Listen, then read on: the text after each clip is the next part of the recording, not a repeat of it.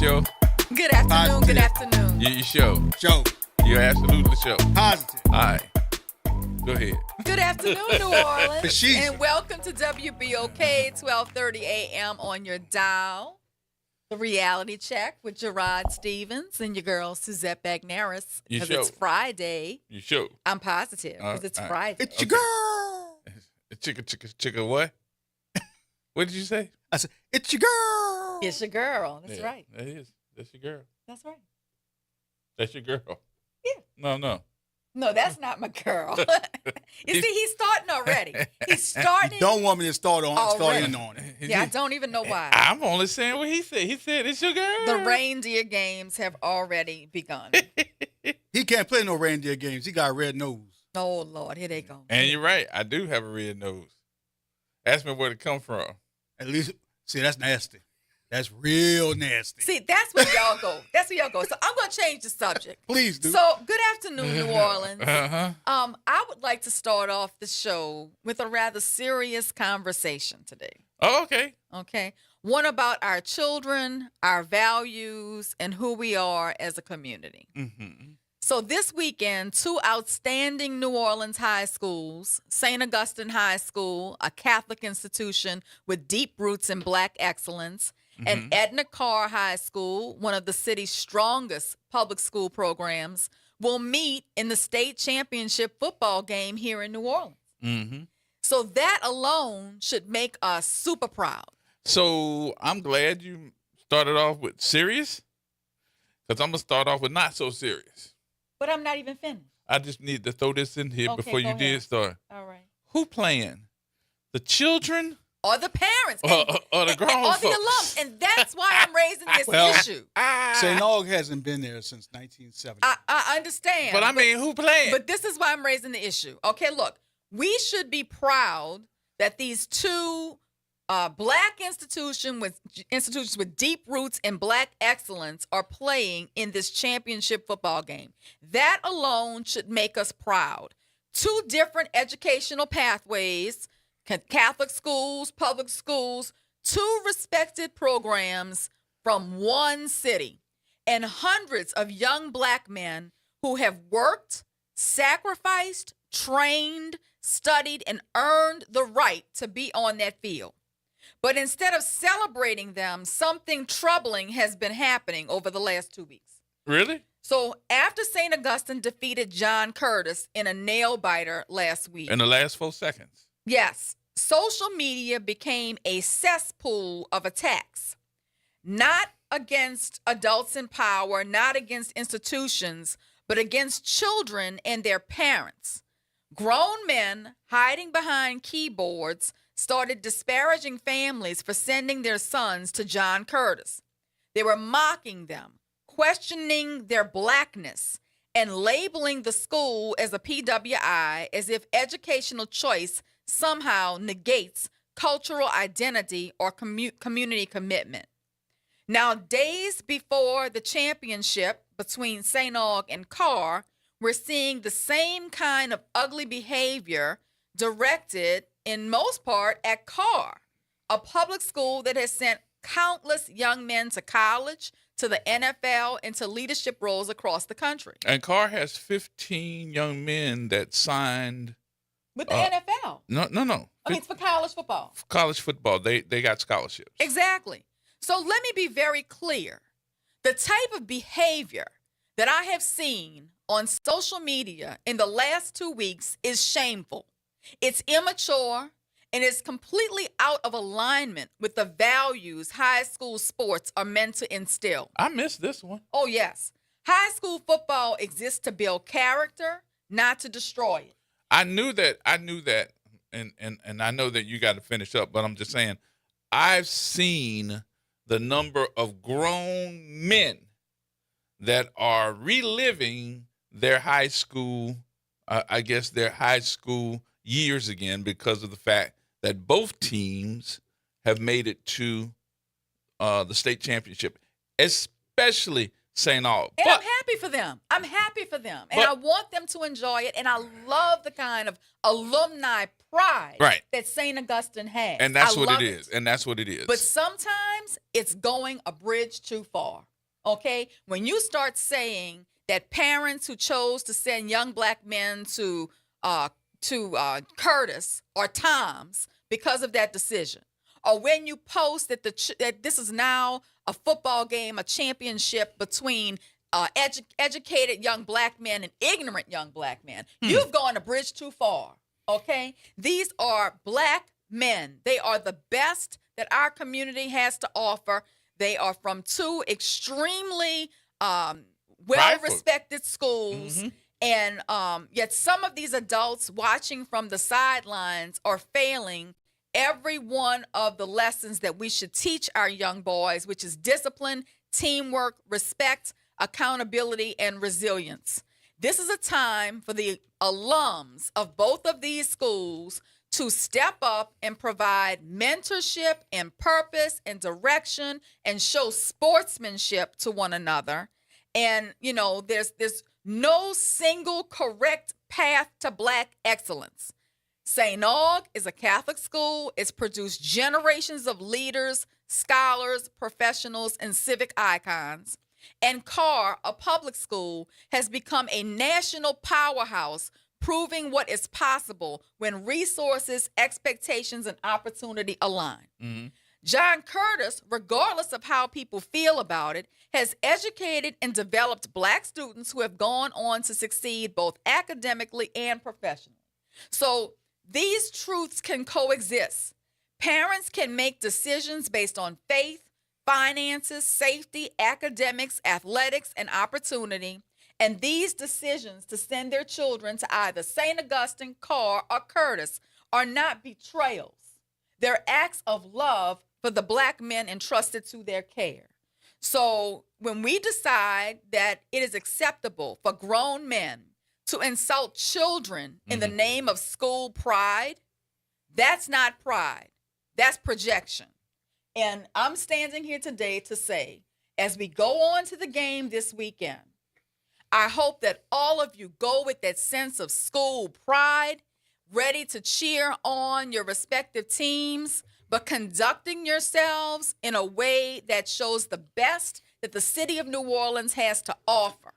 Let's not give anyone an opportunity to videotape disruptive, disrespectful behavior. Let's not have a problem at this game. Let us celebrate both teams in the fact that they are there. Let's celebrate both schools and the excellence that they bring. And let's stop taking shots at one another. Yes, I have spoken. I'm biting my tongue. I have spoken. You know, this weekend should be about sportsmanship, Gerard. It should be a healthy competition, and it should be respect across the differences. You know, no matter what you think of either one of these institutions, they're both developing the black leaders of our future. Suzette, come on now. Come on now. Come on. What am I missing? That level of ignorance. I just don't want to see that level of ignorance. You have thrown that level of ignorance to the side. Look, you can cheer on St. Aug without disrespecting Carr. You can cheer on Carr without tearing down St. Aug. Suzette. You can celebrate public schools and you can celebrate faith-based schools without turning either into targets. Come on now. Come on. Come on back. And I'm really getting tired of this narrative that sending a child to a predominantly white school somehow makes you a Tom, or makes the child a Tom, or exhibits some sort of disrespect towards an HBCU. You can have respect for HBCUs and still attend a PWI. You go where the educational opportunity is available to you. And some of the people who attend PWIs, high school or college, come back and contribute greatly to their own black community. Me for one. So, you know, I don't understand this animosity. I don't understand why we divide ourselves from one another. I understand it.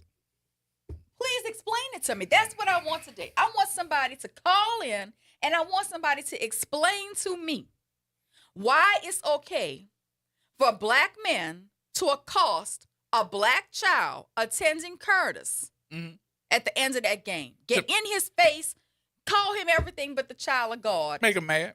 I want to understand that. What makes you think that a football game gives you the right to disrespect somebody and call them out their name like that? So I'll get in your head and make you concentrate on what I said instead of making you concentrate on your on your game.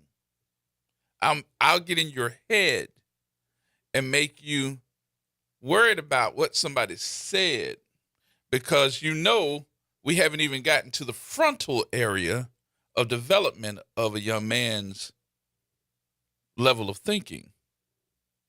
So if I say something ignorant, stupid, that takes you out of your preparation for this game, I won.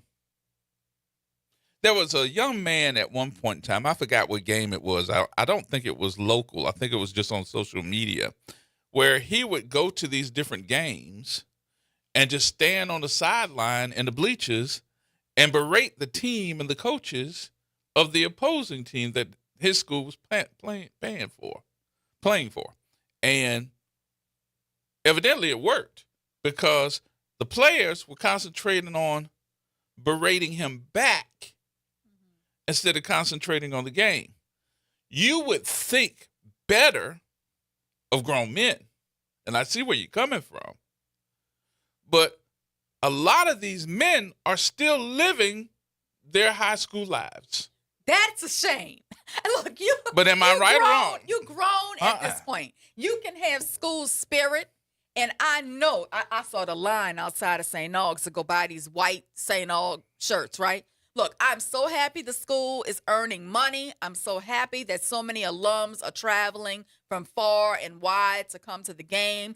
I love the school spirit. I've always admired the school spirit that St. Aug has, right? Mm-hmm.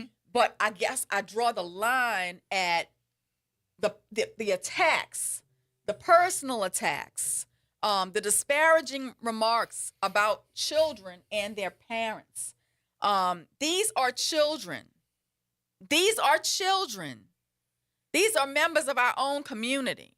So I guess what I'm saying to people on all sides attending the game this weekend, you are being watched by these young men, by their families, by this community, by all of Louisiana. Mm-hmm. If you want respect, model it. If you want character, demonstrate it. But I want to make sure you understand want unity, something. Practice it. I do want to make sure you understand something. Lord, look at this word somebody posted. That's what it is, too. But Shannon Swift, you are correct. This same negativity. Yeah, we're going to call it negativity on the air. Right. From these. But she got it right. From the YNs that are in this. It don't just happen to these schools because they're black. It also happens in white schools as well. Our expectations should be a little bit higher in how we conduct ourselves, since we're always on the front line of look at them YNs. Look at them. Look at them.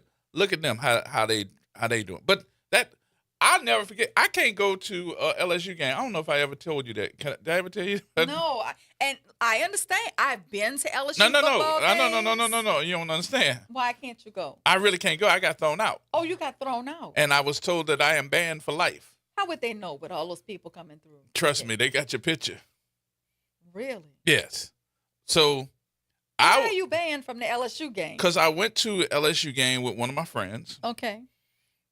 And we were sitting in the area closest to the goal line, and there were two white guys that were having a conversation that they didn't care if you heard them or not, and they were making side bets, and the boy said out loud, "Whose ends We gonna see whose ends gonna be better this time.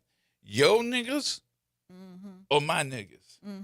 And I was looking at him and I was like, what did he just say? And he turned to me and said, you heard me, Ian. Yeah. I could see how that could happen. So, with that said, because I knew he had alcohol in him, Right. I was going to leave it alone. He came across the seat at me. So, you come at me, I'm going to defend myself. So, we got it on right there. Him, his two friends, and about 5 or 6 of us. We beat them like they were ends. And we got the security come in and we got thrown out. And said we can never come back again. Yeah, I had to hear this story because it takes a lot to get banned from an LSU game. If you've been at Tiger Stadium, Did it's they get very banned? rowdy. Huh? Did the white people get I banned? don't know. No, they're probably not. You know, it's a shame. And I'm not saying that this is just our race that does this, okay? I'm sure that several, all Right. races It happens do this. all the time. There's ignorance at all levels. There's ignorance in all races. I'm just speaking of, I don't want this weekend to become the social media trending topic of young black men or older black men or families fighting at the Dome at this game because disparaging remarks are being thrown in the context of a high school football game. And I can see it ratcheting up on social media, and that's why I posted a post just about this yesterday, that it's okay to cheer on your respective team. I'm proud of both teams, but you can cheer on your team without disrespecting another, and you certainly should not be calling a child from another school ignorant, and you've never met him, okay? Or the parents of a child a certain thing because they sent that child to that school. That's not what this is supposed to be about. And I'm really, I was really offended by the fact that some of the people posting this ignorance are high school football coaches. That's your job. Your job is to uplift these young men, to teach them how to behave. And look how you're behaving. Yeah. So, my thing is, it's okay to have pride. It's okay to have school pride, till the day you die. Them St. Aug alums are like a coat. I've said that my whole life, But everybody respects that about St. Aug. It's truly a family.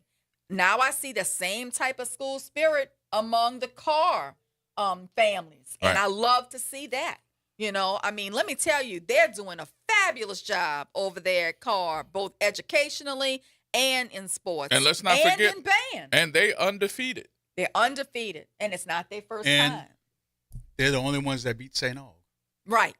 Look, it's going to be a fabulous game. I'm upset about it. The Battle of the Bands is going to be great. The football game is going to be great. I'm real upset. Oh, Lord. Why are you upset? Because he went to St. Aug. I have a gig. Oh, you're going to miss the game. The time that the game is on. Let me tell you. I am upset. I think this game is going to be so They're memorable. Not gonna air it, are they? I know that somebody usually films the St. Aug It game. might be on YouTube. So somebody probably is going to stream it. Somebody I hope they do. Yeah, while I'm DJing, I'm going to have it open in the background on my computer. Look, I hope they do film it. I want all these kids to get all the national notoriety they deserve. I want them to get picked up by colleges. I want this to be memorable for all of them. And, it has all the fixings for a great contest. The Battle of the Bands. You could call it the Junior Bayou Classic, baby. Yeah. St. Aug and Carr's bands are going to bring it. Because St. Aug's band is vicious. What? So is Carr's. I'm telling you, this is going to be like a Junior Bayou Classic. And I do love the fact that Carr. I do love the fact that Carr has announced that they got 15 young men that have scholarships. And they're going to universities that have recruited them to come to these schools. I think that's unheard of, to know that you got a football team and 15 of your players have scholarships to go to a higher learning It's institution. all fine and dandy, but we're going to show them who the real purple is. Well, look, I'm just proud of There both he go. teams. There I he said go. it. There he goes. Look, my dad used to be principal at St. Aug, right? So I feel like I got Okay, a so- relationship with them Purple Knights. Yup. And my daughter used to be a St. Aug cheerleader. My oldest daughter, Brittany. So I do feel like a relationship with the Purple Knights. But I also live in Algiers, and I got that Algiers pride for Carr. So look, I'm happy to see both of these teams You were purple getting- first. getting this opportunity. You were purple first. There ain't no sidestepping down. Oh, It's look, either or. I know You my purple, daddy would be saying you real that. purple or the fake I purple. know my daddy would be saying that. I Yeah. know he would be expecting me to be cheering for St. Aug. I'm sorry I'm gonna miss the game, but I hope it's on YouTube. I love to watch it. I just want to congratulate Yeah. both schools for the outstanding job they're Yep. doing.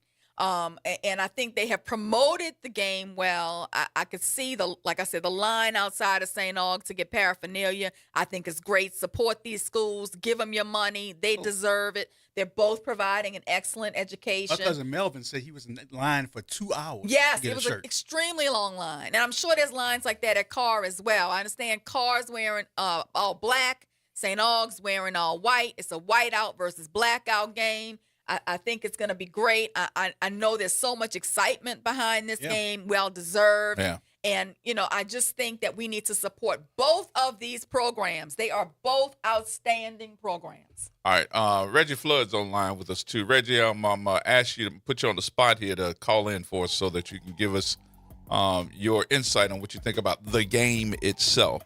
Our Reggie Flood always gives us the best when it comes down to the sports. So, Reggie Flood, 504-582-9422. Lisa, say it. Everybody hold on. We coming right back. We got to take a break.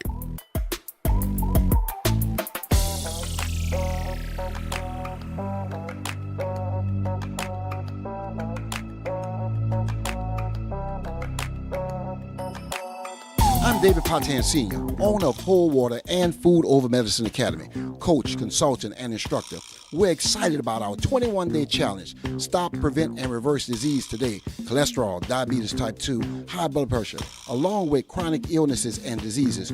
We believe that the gift of wellness is the greatest gift, and for $30 per month, $1 a day, you could have this gift for you and your family. I'm Phyllis Washington, and I've benefited with health and weight loss. For your gift of $30, healing and wellness can be yours. Call 504-701-4711. That's 504-701-4711. The Whole Water Store. See you at 2135 Washington Avenue today.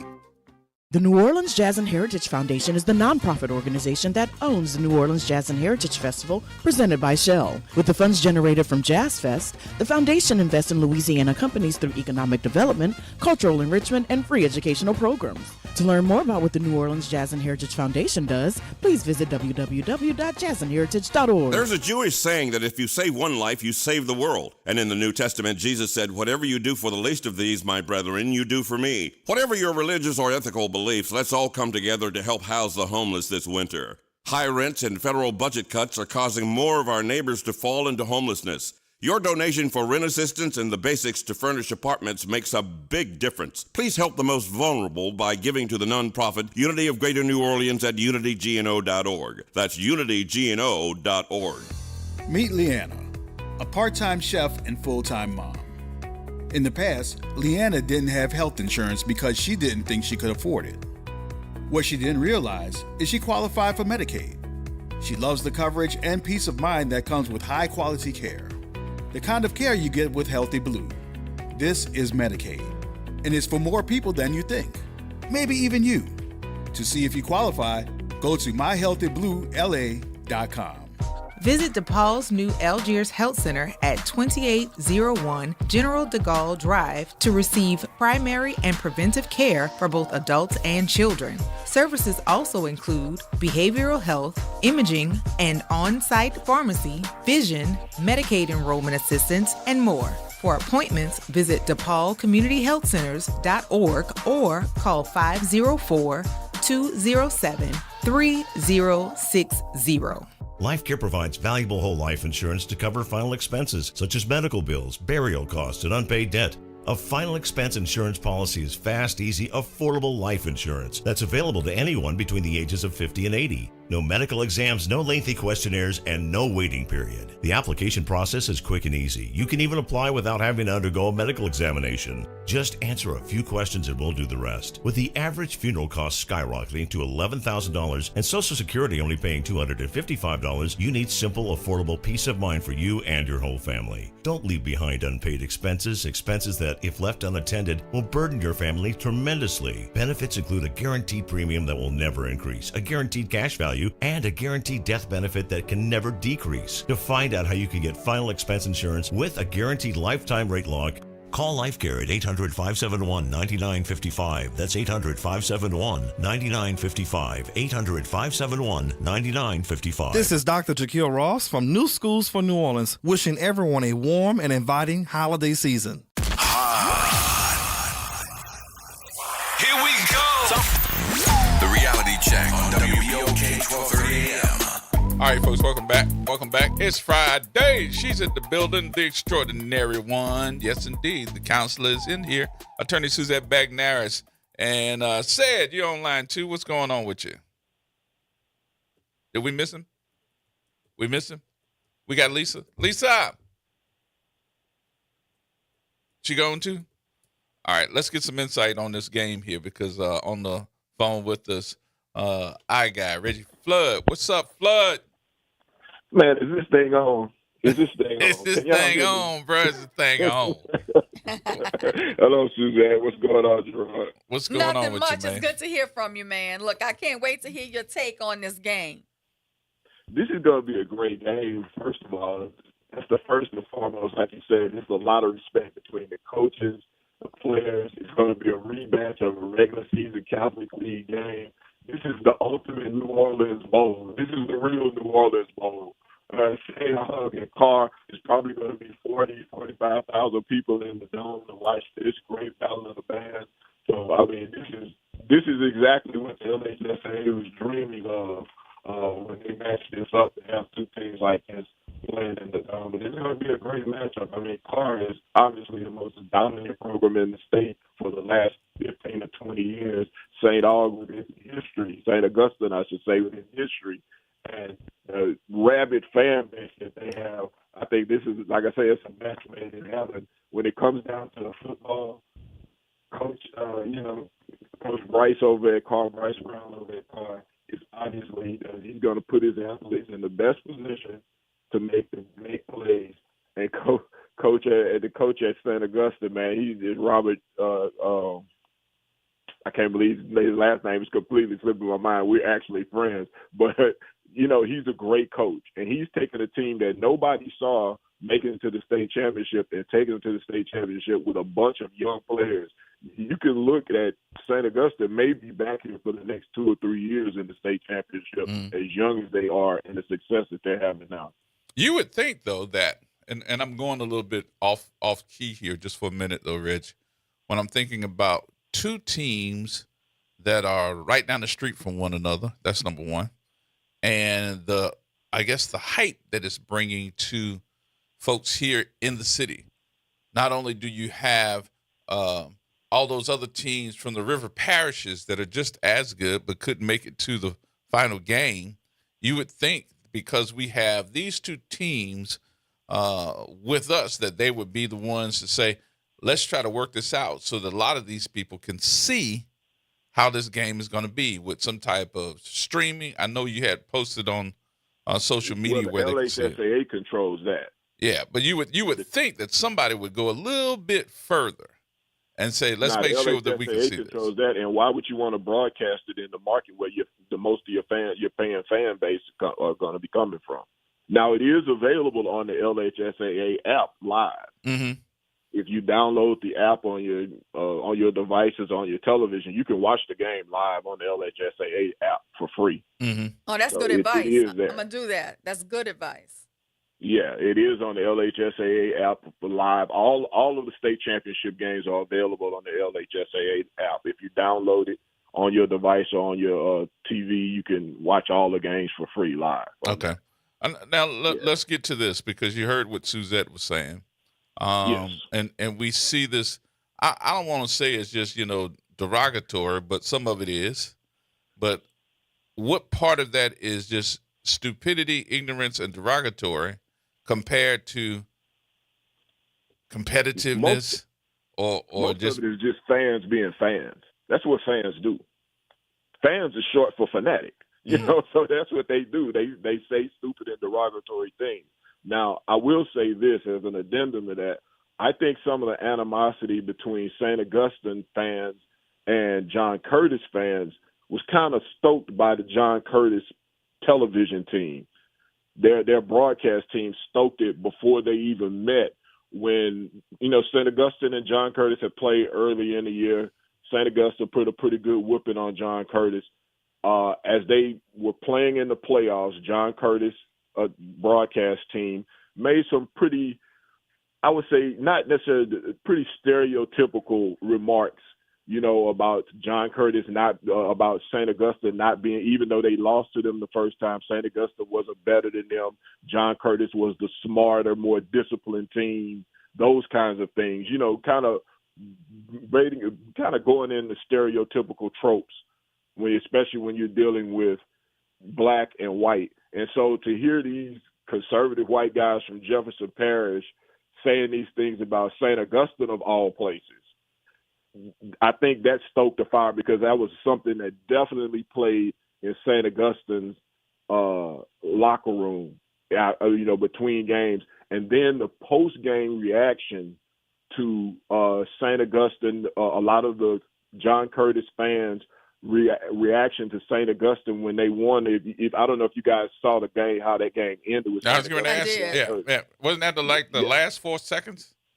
Yeah, it was literally a walk-off win. The last play of the game was a St. Augustine winning touchdown. Right. Where a lot of the reaction from the broadcast team, some of the people around John Curtis about St. Augustine's players acting like thugs and monkeys and undisciplined because they were running on the field and celebrating. Mm-hmm. So that's the backdrop of the animosity between John Curtis and St. Augustine, where I think the PWI black school thing came into play, and it was kind of stoked by the John Curtis, because I remember listening to it, I was like, oh, that's not going to go over well. And it was kind of stoked by John Curtis, and they kind of played victim afterwards, but it is what it is, because it shouldn't have been the animosity. I agree with you that it shouldn't be animosity, in particular among African-American folks, driving a wedge between African-American folks about that game. Mm-hmm. But that's kind of the baseline of where it came from. Well, that explains it a little better for me, because I really did not understand it. But even so, I would assume that the media team is grown men and not children who made those disparaging comments about St. Aug from Curtis, correct? Especially when you see every week, and Reggie, you see this too. I mean, we saw this for Tulane when Tulane won last week. Right, but see, they came across and got on the field. Everybody gets on the field. So whether it's high school, and listen, if you go back and you listen to the broadcast team, I mean, it was almost, if not completely, inaudible when he won because he was so excited. But even so, if a broadcast team is adults, they should have known better than to say the things they said about St. Aug and about its players. Mm-hmm. But I think my problem is when adults then take retribution for it and go after children who play for Curtis. I think that's the problem for me. Yeah. I totally agree with you on that. Yeah, going up to the black agree. kid who ran the football back for Curtis after the game and getting in his face and all that, grown men doing that was not called for. And so... Yeah, and go ahead, I'm sorry. No, go ahead. I think that comes back to one thing, though. I would say this, and this is an addendum kind of off the subject. They have to do a better job of securing the student athletes during and after games. Because I will say this, what happened after the St. Augustine game with fans actually having access to players was a security issue. Yeah. It was a security issue, and those kind of issues. And I when I looked at the game, I was like, It's too many people on the sideline. It's too many people surrounding the field. Too many people have access to the student athletes on both sides. Mm-hmm. And one way, because it's always going to be an idiot or some idiots in the crowd. Yeah. It's always going to be that. And sometimes the most vocal idiots are the ones who are closest to the players. And so that's a security issue, first of all, because fans should not even be able to get that close to a player or to be able to get in his face to say anything. As far as the idiots are just as long as I've been around sports, which is most of my life, there have always been idiots. And I'm sure in being in law, you've seen there are always going to be idiot lawyers. Oh, I see him every week. So no, I agree. It's not, localized to a particular profession, a particular school, a particular alumni base. It's not. And I'm just, I thought that it was important to say something today to kind of set the tone for the game tomorrow. We should be so proud of both of these teams. Carr is 13-0, St. Aug is 12-1. They're going to battle tomorrow on the same field where the Saints play and other professional football teams play. It's a great opportunity for colleges to take a look at both of these teams and maybe give some of these kids a chance to play college football. So, I'm looking forward to the game, and I hope other people are too and are going there with the right mindset. Yeah, I think overall this is going to be a positive experience for the city of New Orleans. And I think it's going to be a positive experience for those kids because, believe it or not, whatever the grown folks are thinking, most of those kids are friends. Yeah. Most of those kids have grown up together. They are friends. They are going to be friends. A lot of them are going to play college ball together on the same teams. Yep.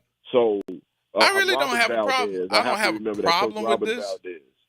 I really don't have a problem. I always look at it as, this is psychological warfare. That's all. Nothing more, nothing less. I don't think anybody going out there with no gun or Gerod, you're talking to one of the biggest trash talkers to ever play on the field. You're talking to a guy who once told his coach and told the high school coach on the opposing team, "Hey, coach, take that bleep bleep to the other side because it's not going to work." So I know the psychological warfare that goes into it. That's a part of the game, but that's between the lines.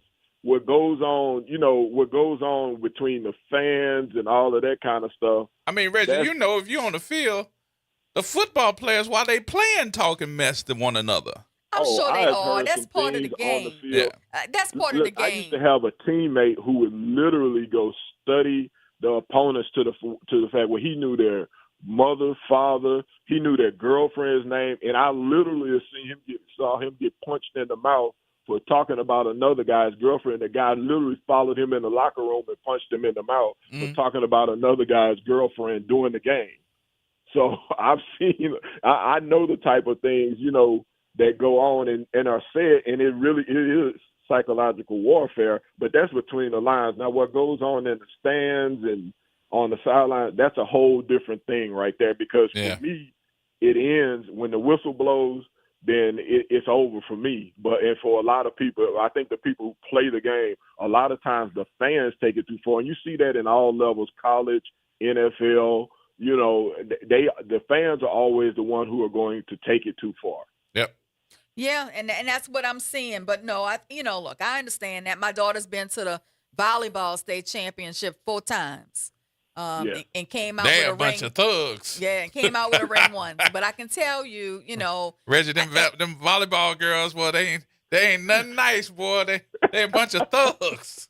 Let me tell you, it gets heated for them too. And it gets heated for the parents. But you still gotta have some kind of respect for the other team. Bunch of Crips and Bloods over there, bro. Bunch of Crips. I hope Lauren's listening to you because she will bust you in your jaw the next time she sees you. Bunch of Crips. She takes her volleyball Reggie, very they ain't nothing but a bunch of Crips and Bloods hitting that ball over the net. Those girls take that just as serious as y'all taking this football game.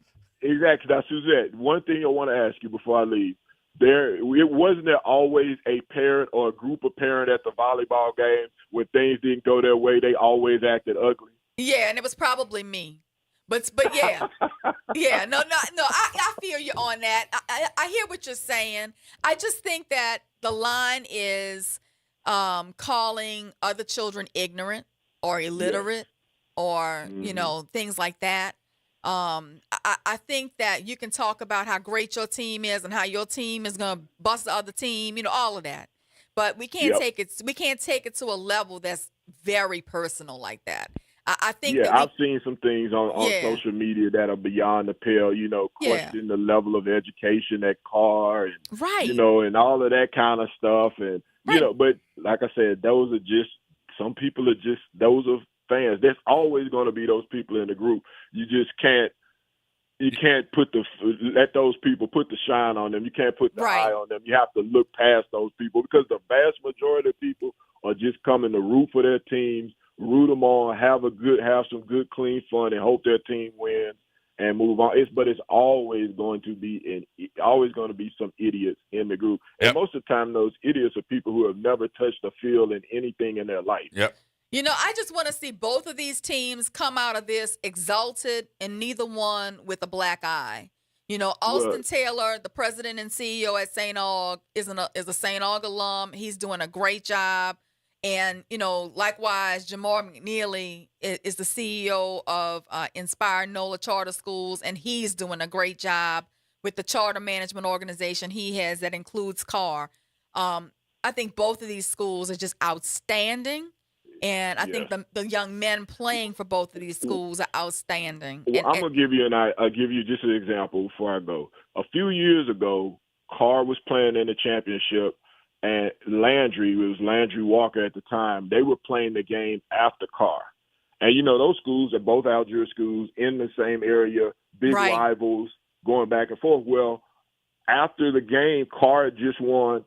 Landry Walker was in the tunnel about to come out. Well, all of a sudden, the security police, they're trying to stand in between the guys because they think they're going to have some kind of altercation.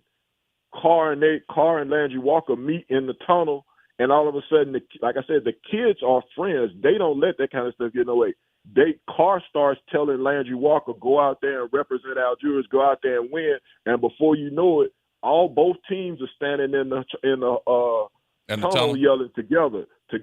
That's awesome. Together, and they hugging and telling each other, and Carter rooting them, telling Landry Walker to go out and win the championship. Wow! And that evolved into both of them having the state championship parade together because both of them won.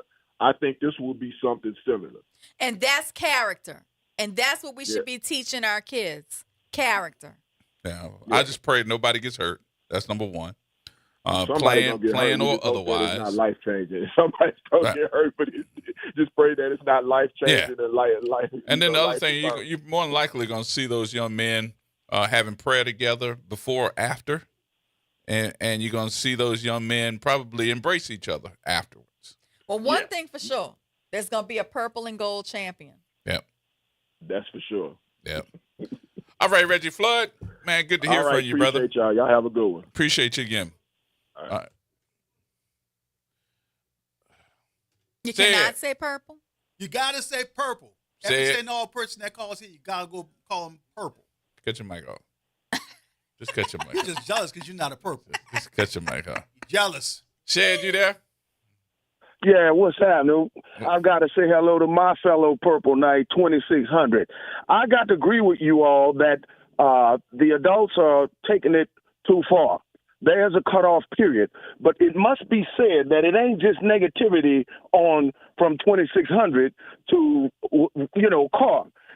It's both, and I just pray, like you, counselor, that a little trash talk is good, but have a cutoff, and don't be disrespectful to our young men, because they all are precious. And I pray that both of the teams, no matter who wins, I hope they.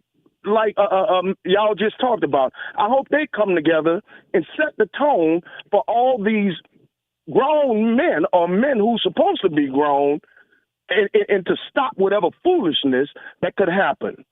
But I said something in reference to that post. Is this the code of a Purple Knight? And no, it's not. Right. I agree. Got to know when to cut it off. All of our children are precious, but to be honest with you, a lot of this was started by a former call player that did a video. See, and I missed that video. So nevertheless, it's on both sides, but we need peace more than anything. And I pray that we can upset the defending champions. I am sure the ugly posts are on both sides. I can only see what comes across my feed. But I think both teams need to respect one another, and the fans of both teams need to respect one another. And I'm just so proud of both of them for getting to this championship. It takes a lot of hard work. I hope we can upset the champions, but make no mistake, Carr are the undefeated champions. Right. Y'all have a good weekend. All right, say it. Thank you, brother. Need to take a break? All right, we'll take a break here. We'll come back. Have some more conversation in just a few minutes, y'all. It's Friday. Woo, woo. More coming up.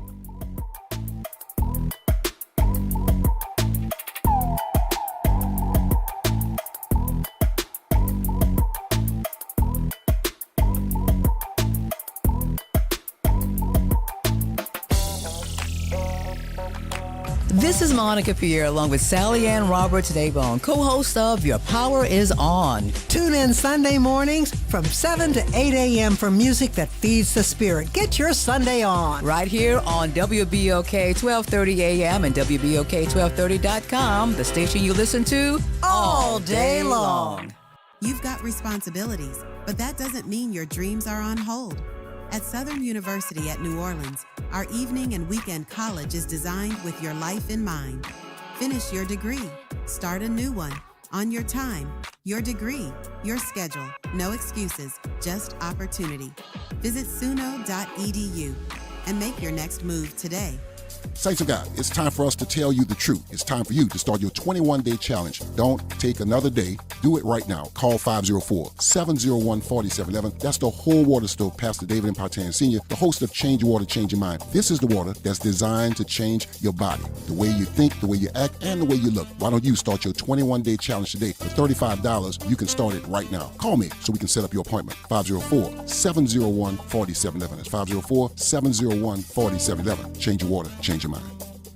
This is The Law and Your Legacy. I'm attorney Pete Hamilton. I'm attorney Ryan Hamilton. Comparing the cost of will, successions, and trusts. A will might only be a few $100s, but your family could end up paying more in legal fees. Trust costs more upfront, but saves time, stress, and potentially thousands. Think of it as paying a little now to avoid a big bill later. Smart planning means big savings for your family. This is not legal advice. That's just a tip brought to you by Liberty Bank and Trust. For more information, go to libertybank.net or contact us at 504-915-5016. Transform your bathroom with the beautiful quality of Bath Planet. As a trusted leader in bathroom renovation, Bath Planet has earned the Good Housekeeping seal, a symbol of quality and consumer confidence for over 100 years. Get half off installation or 18 months with no interest and no payments. Whether it's tub replacement, a shower replacement, or a tub-to-shower conversion, Bath Planet makes your custom bath fast, easy, and affordable. Here's how it works.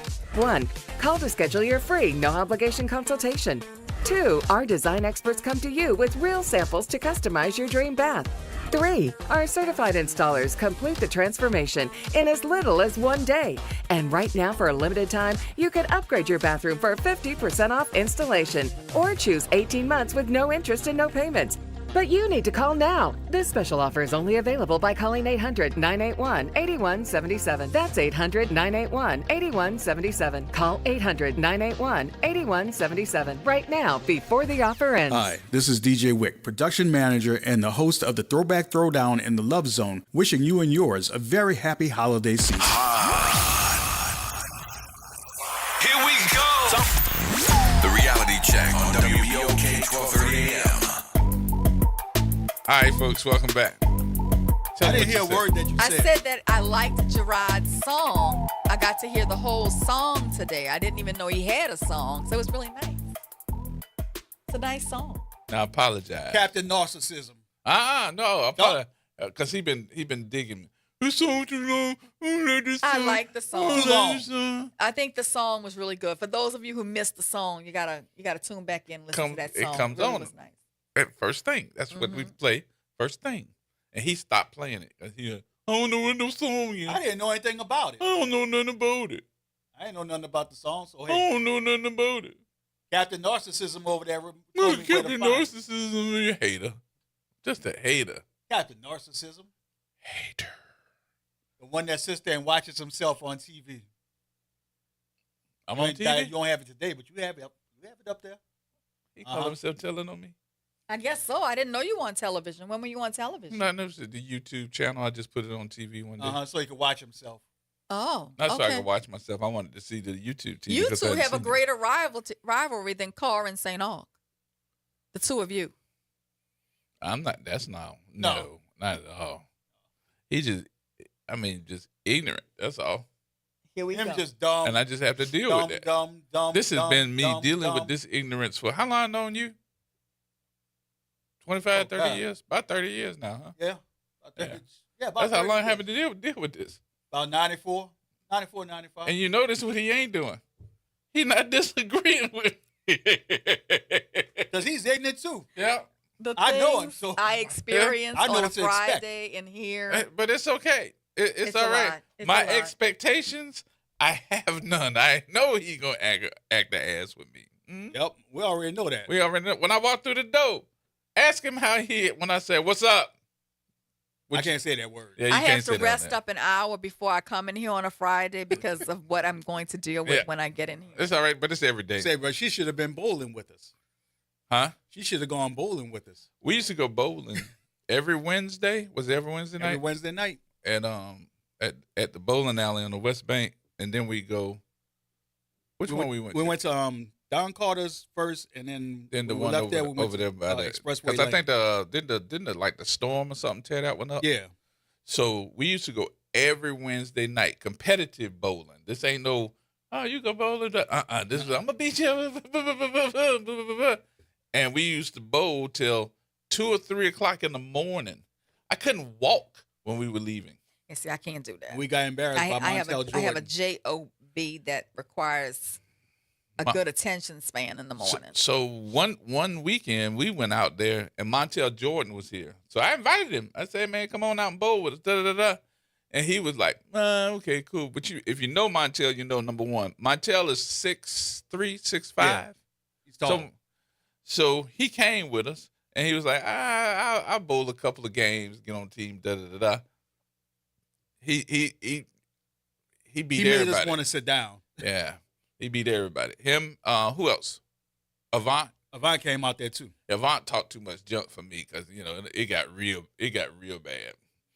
But he would come out and bowl with us. But we used to go out bowling every Wednesday night. That was 25 years ago. So the talking of junk It's just a is thing. just a man thing. It's a man thing. Okay. All right. It is. It's Okay. a Maybe it man is. thing. All right. So that's the only reason why I'm looking at this as I don't think they're serious. I really don't. But children think- might take it serious. I think children take it serious if children are saying it. You don't think they're taking it serious if alums of the other school are saying it about their school? I don't. I think they're looking at it and saying, "Boy, look at your daddy. Get your daddy. Get your daddy." And they're not taking it serious. Now, are they talking junk to one another? Probably so. They may be, but that's for them to do. It's their game. It's their game. They're the competitors. Mm-hmm. They're the ones with reputation on the line. Your day, graduate of 1974, is gone. I still have not gotten over the fact that the school pride is like it's instilled in you from the time that you go there to the time that you die. Well, I got to tell you, being from New Orleans, the first thing you ask somebody is, where'd you go to school? I And the learned it. answer is not their college. That's the what I answer did. is their high school. In all honesty, And to the point that we even have a song. What's the name of your school? Just 2 weeks ago, I was invited to a 57-year-old's birthday party, and the theme was rep your school. So, I mean, that sounds fun. That's just what we do, in New Orleans. My family started prepping me because only one person of my whole family went to Brother Martin. Everybody else is purple. They started prepping me at the age of 6. They started instilling that into me. I had purple night T-shirts, all kinds of stuff to go to St. Aug. My mom did not want me to go to St. Aug. I said, I'm not going to Brother Martin. That's out. So I'm going to where everybody else in the family went. So let me ask the question, though, because you know this. I did not. I'll go ahead on and give that disclaimer that I did not go to high school or middle school here. What is it that's wrong with other schools if you went to St. Aug? What's wrong with the other schools? What was instilled? It's just not St. Aug. They're just not St. Aug. Plain and simple. They They're just not St. have Aug. such pride in their school So what that I'm anybody hearing- who goes to another school, has made a mistake in their mind. So what I did hear was brotherhood, right? Yes, they have a strong brotherhood. I think we should be a fraternity. Really? I think We're you that big are. and I think you strong. are. I Okay. think you are a fraternity. All right. Let's take Chuck real quick. Chuck, what you say? Hey, good evening to you all. Been a long time no here. Man, is this Chuck? What you say, Chuck? How you been? Man, doing fine. I see y'all. I mean, this gonna be a big day. Y'all can play by Parliament Funkadelic, Chocolate City, in that Superdome tomorrow. And you know what? A school from my way is gonna be a district rival before you're at that game. Washita Parish High School and Ruston High School. That's gonna be a district rival for the state championship. Okay. You're gonna have that. They put those two games on a great day. On Saturday to end the Superdome Classic. It's gonna be interesting. Ruston and Washita are gonna bring a lot of people, and I know what that St. Aug car is going to look like, and it's gonna be a packed Superdome, and that's great revenue for you all. And yeah, I've been seeing things coming across there. Yeah, I know that thing runs deep down there with St. Augustine and all those other schools, and like Wick was saying, I remember back when St. Aug played Cohen in basketball, and that was in 1990. I was in high school. I'm a graduate of St. Frederick Catholic High School here in Monroe, Louisiana, and down at LSU, and boy, they were going back and forth in that at that state championship game. Kerry Kittles was playing with St. Aug during that time. Kerry Kittles and Pointer Williams and Rondino and John Rondino, and and I remember Cohen won by 1 point. That was Dwayne Spencer, and but I found out how fierce those games are, and they were going back and forth talking about each other's schools, and I said, golly, these people. I thought Carroll and Wattsman were tough around here, and these schools around here, but I started looking down in New Orleans. I said, boy, they are very serious about this. Mm-hmm. So the expectations though are instilled in you at a young age. A very young age. My can husband imagine. is the only one of his brothers who one brother went to Easton, one brother went to Jesuit, my Warren husband, and the rest all went to St. Jesuit. Aug. So he broke the mold when he ended up not going to St. Aug. Mhm. And because we had daughters who for 20 years had us at St. Aug football games because they couldn't go if we didn't go to make sure they were okay. People assume that my husband went to St. Aug when he did not. So it's very interesting. Your father was principal at St. Aug. My dad was principal at St. Aug. Yeah, That's he was right. principal. He was principal when I was. I remember seeing his name back. That was back when I was in high school, and I remember seeing in the game day programs. I remember seeing Alvarez P. Charles, and I saw that's your maiden name. I said okay. And they all came here and said he's your father. Yes, that's my dad. So so he too will be pulling for St. Aug this weekend as well. Oh yeah. So but I tell you, it's very interesting. People start talking about high school what high school are you gonna go to in elementary school, but even now when we see each other and we're like, oh, what school did you go to? We're not gonna say Loyola, Tulane, Xavier. We're gonna say Ursuline, Dominican, St. Aug. I mean that's kind of where it is, So it's very interesting. That's just the New Orleans mentality. We're gonna throw out the high school before we throw out the college. Oh yeah, I hear it. I hear people that some of those schools that do not exist anymore. I hear people say they went to John McDonough, and some of these others. Some say Alfie Fortier, and those from those times, and even those that the other school that doesn't exist anymore. They had some great basketball teams. I hear them talk about Lawless and all these others. I remember that school.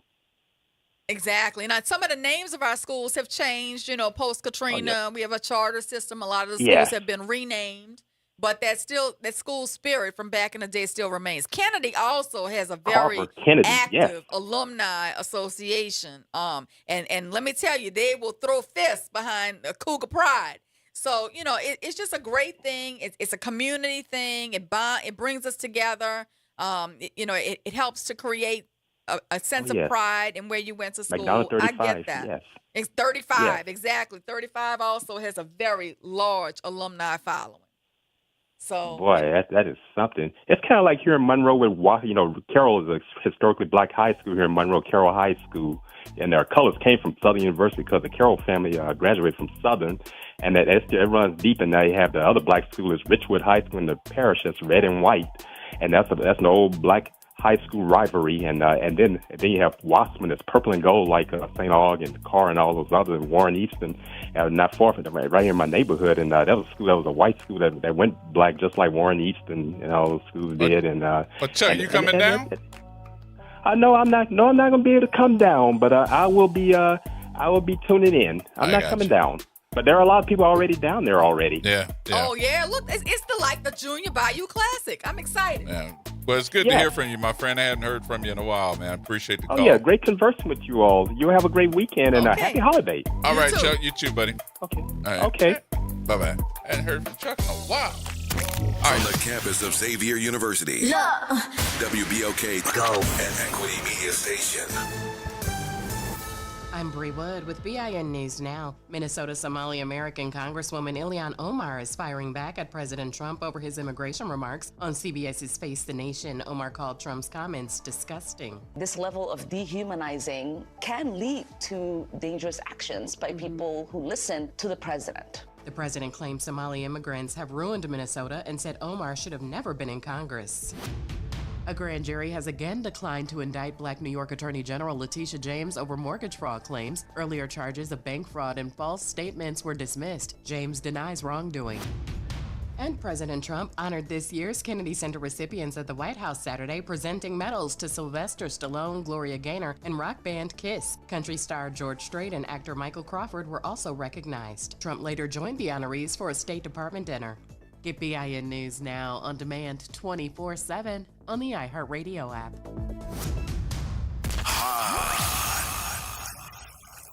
Here we go.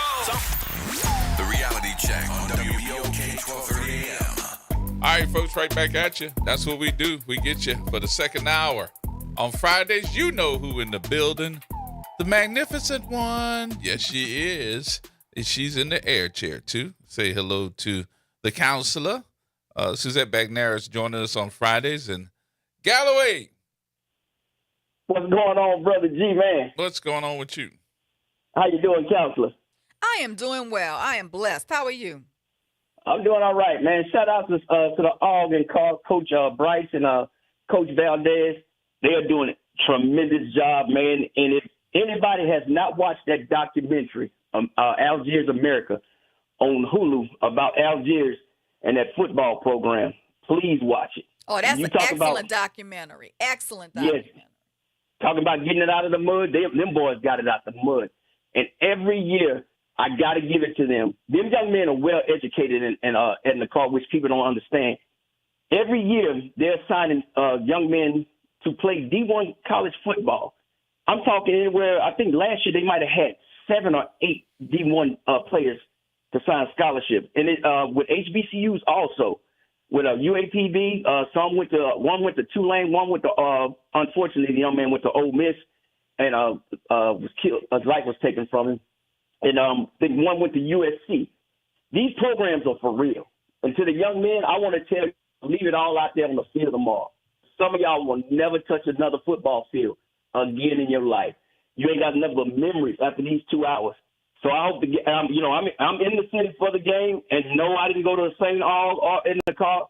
I went to Brother Martin. We was all about education. We just looked good playing football, but we wasn't really that good.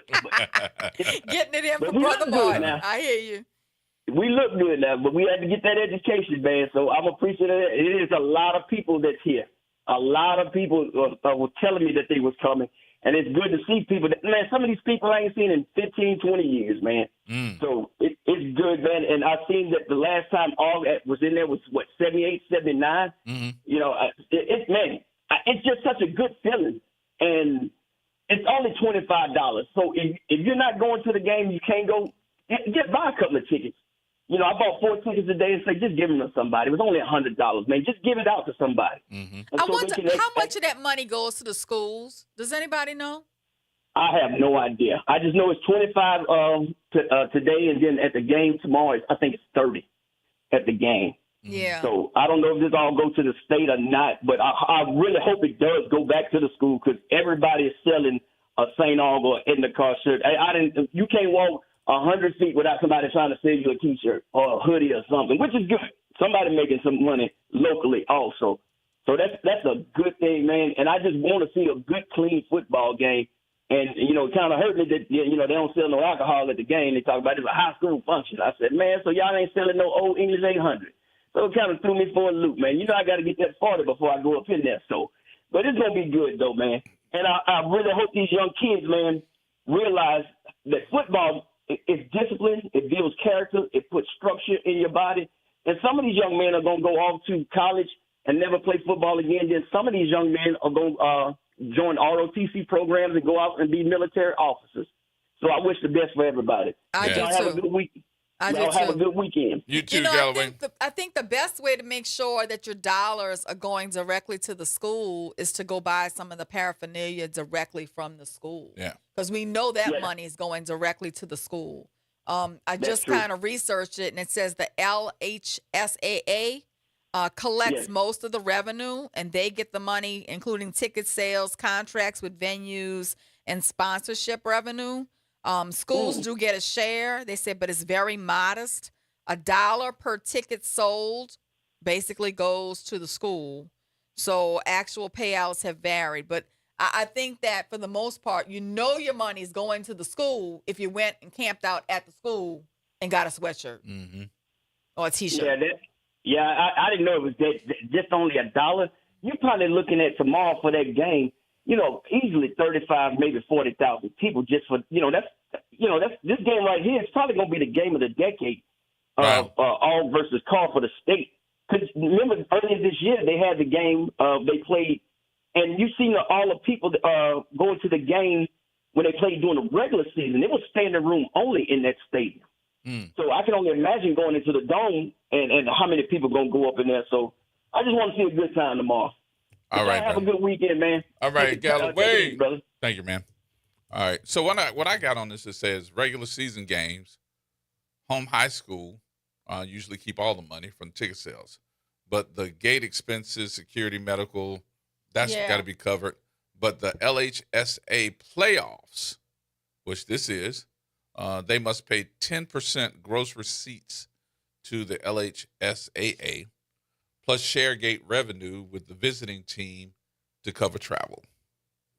So leaving much less for the school, as explained in one of the articles they had in NOLA.com. So you're talking about 10% of the gross receipts that come in, meaning the monies that come in, go to the LHSAA. Right, that's what I'm reading too. And it says $1 per ticket sold goes to the actual school. Wow.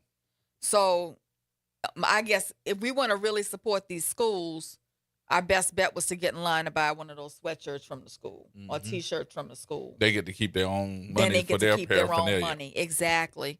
So think about that, folks. In addition to buying a ticket for the game, swing by, get something from one of the schools so you can make sure you're supporting the school and its program. And you think about why those folks were standing in line to get paraphernalia from St. Aug. Yes, that's why they were supporting that school. So kudos to them for supporting the school. And I bet you probably the same stuff that was happening with Carr. With Carr. Yeah, I hope so. If not, it's not too late. Go swing by the school this coming week and just buy some of the paraphernalia. Let's support these schools. These are great schools. They deserve it. Yep. So I think we have he said, uh-oh. You know who that is? Oh, that's Edinburgh. Yes, it is.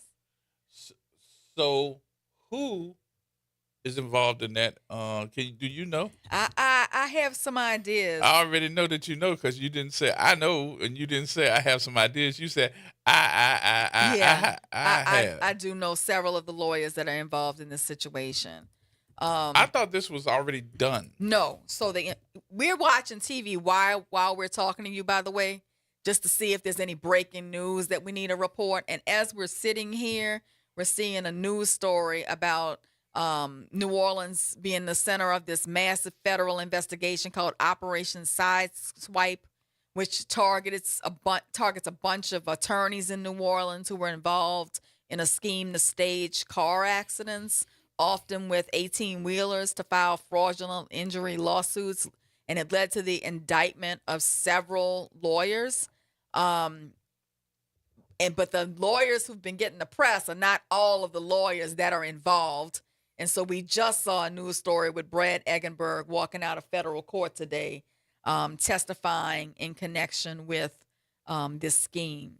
This is going to get a lot of attorneys, a whole lot of attorneys. So in the scheme, one of the things I understood, and you can correct me if I'm wrong, is the fact that you would have, I don't want to say the chickens, but the ones that were playing chicken with the 18-wheelers. 18-wheelers driving, making the drivers are driving the trucks, doing their own thing, going down the road, and the next thing you would see is somebody pulling up on side of them saying, "You hit me."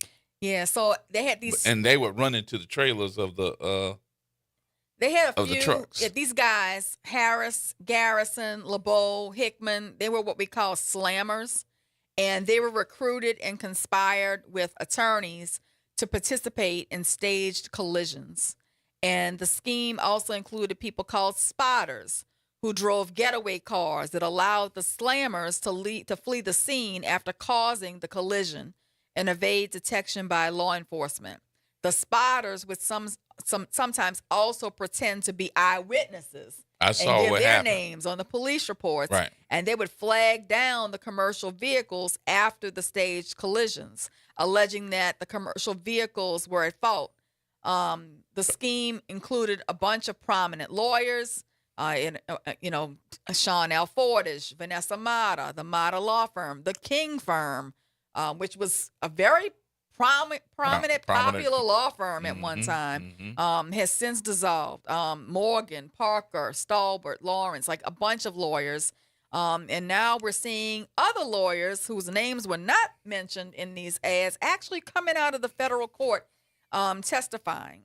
So it really turned the personal injury game on its head here in New Orleans, had people very reluctant to take any 18-wheeler cases because you were very concerned that somebody was walking into your office that may have been involved in one of those things.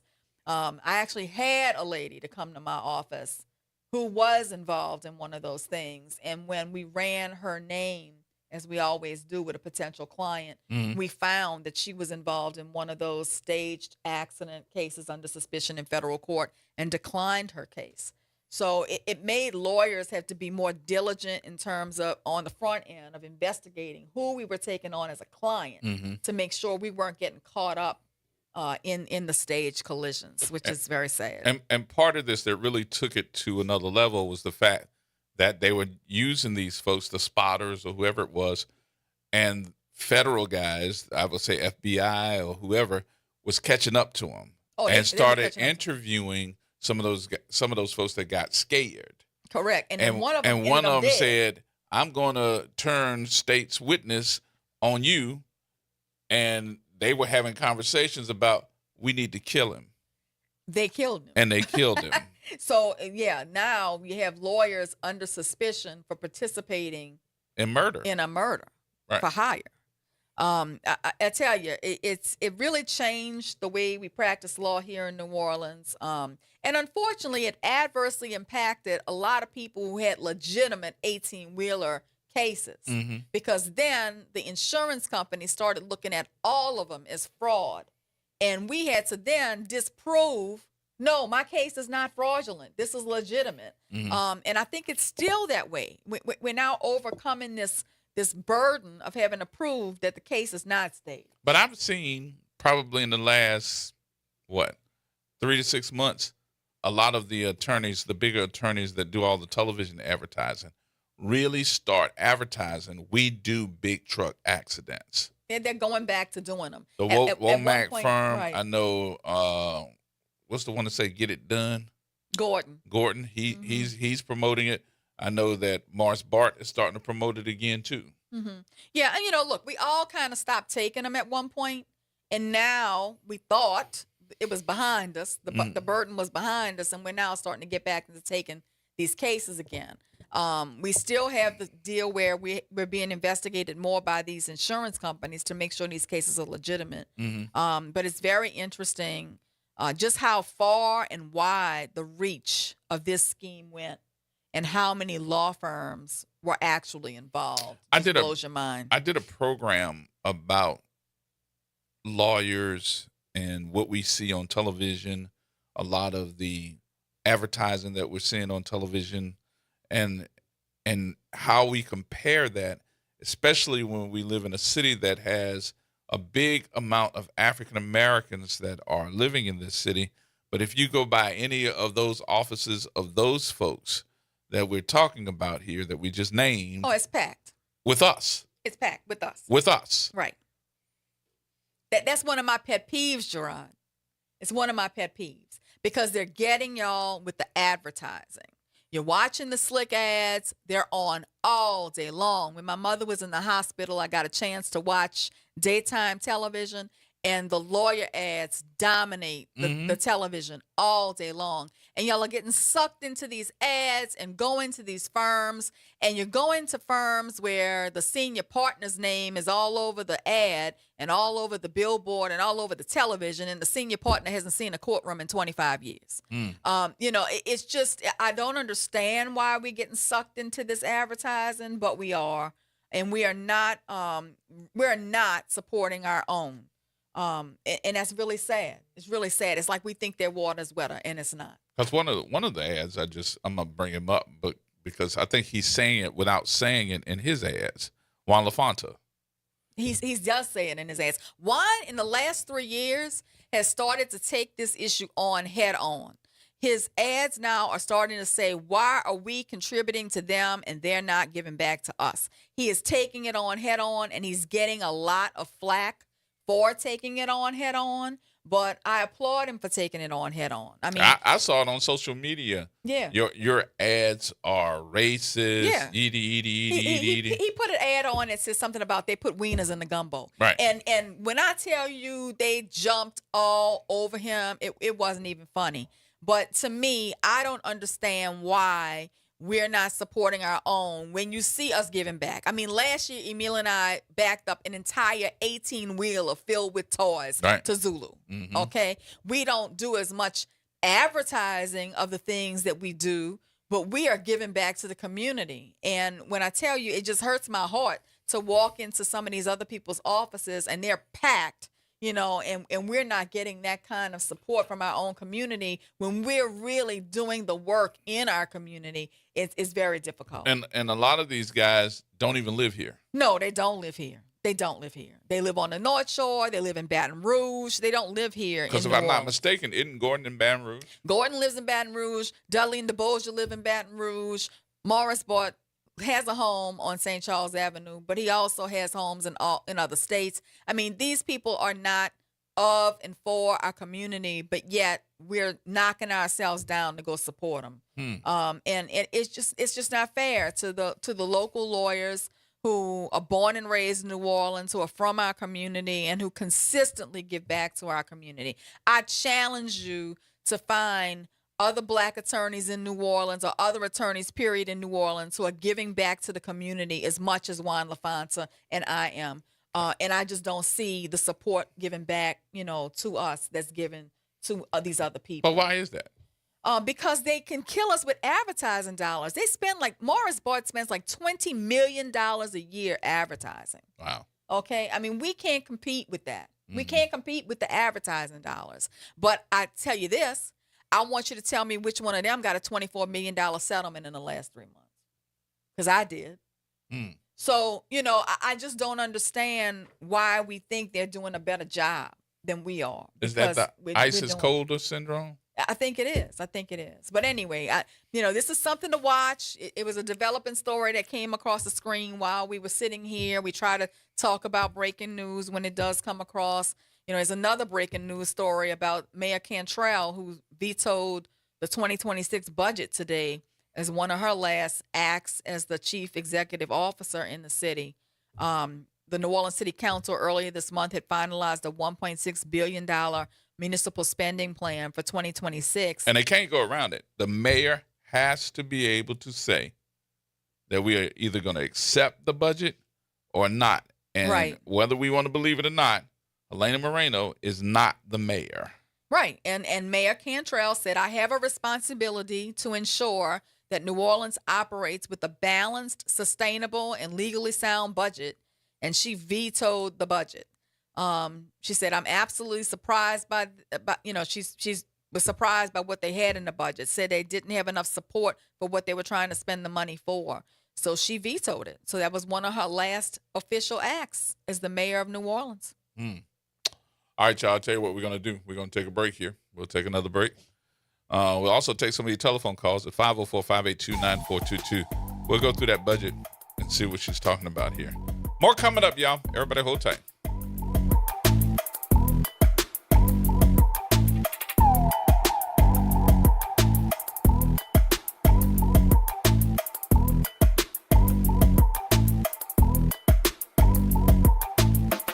This is the Bloomberg Black Business Beat, brought to you by FidelityWealthManagement.com. Sports franchise valuations are skyrocketing and garnering a lot of attention from investors. Nicole Pullen-Ross is one of the highest-ranking black women on Wall Street, and she's head of sports and entertainment solutions at Goldman Sachs. And she spoke to Bloomberg about the different investors she works with in sports. Some of our clients who are long-term investors in the space have been investing as a private family for generations. And those families have really leaned in mostly around passion. And we're seeing them look not only to the sport that they may have started with, but look at multiple sports, potentially in a same city or potentially across the world. And we see new investors who are trying to put a toe in the water. A lot of these new investors are coming from private equity. I'm Bloomberg's Justin Milliner on the Black Business Beat. With Fidelity Wealth Management, a dedicated advisor gets to know you and your goals to build a comprehensive plan to help grow and protect your wealth. Backed by a team of specialists, they'll analyze all your accounts, even the ones they don't manage, to keep an eye on taxes and provide proactive portfolio insights that can help you unlock your wealth's full potential. Learn more at fidelity.com/wealth. Investment minimums apply. Fidelity Brokerage Services, LLC. Member NYSE SIPC. On the golf tee, it's Skechers World Champions Cup. Watch it live December 4th and 5th on ESPN and ESPN Plus, 12 to 4 p.m. It's PGA Champions Tour golfers from all over the world.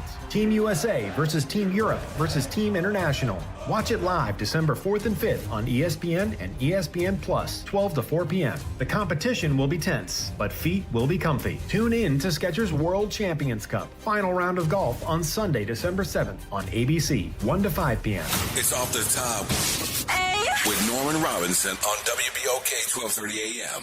In recent days, a growing number of people in the New Orleans area have expressed deep concern over the presence of ICE and Border Patrol agents executing immigration raids while wearing face masks and concealing their identities. This is not just unusual, it is unsettling and for many downright frightening. Mayor-elect Helena Moreno and New Orleans Police Chief Ann Kirkpatrick echoed these public concerns, calling attention to what they describe as a troubling pattern of conduct by the U.S. Customs and Border Protection Agency in other American cities. They worry that the practice of covering faces and wearing unmarked uniforms during raids raises serious safety and constitutional issues. And they're right. We live in a state where residents are legally allowed to carry concealed firearms without a permit. So, just imagine the potential confusion and danger when a masked, unidentified person approaches a citizen, grabs them, or attempts to detain them without any visible indication of legal authority. That's right. In a moment of misunderstanding or fear, tragedy can happen before anyone can realize what's taking place. No, this is not about whether immigration laws should be enforced. It's about how they are enforced and whether the people in the New Orleans area can trust that the individuals confronting them are legitimate officers operating within legal boundaries and respecting everyone's rights. Mayor-elect Moreno has pledged to use every tool at her disposal to protect residents, including connecting people with attorneys offering free legal advice. This is an important step, but it is also a quick reminder of just how quickly community trust can erode when the lines between law enforcement and intimidation become blurred. Law enforcement agencies must conduct themselves in ways that build confidence, not fear. Identification is not optional. Accountability is not optional. Mass enforcement surely sends a message, but it's not the message a democracy ought to send.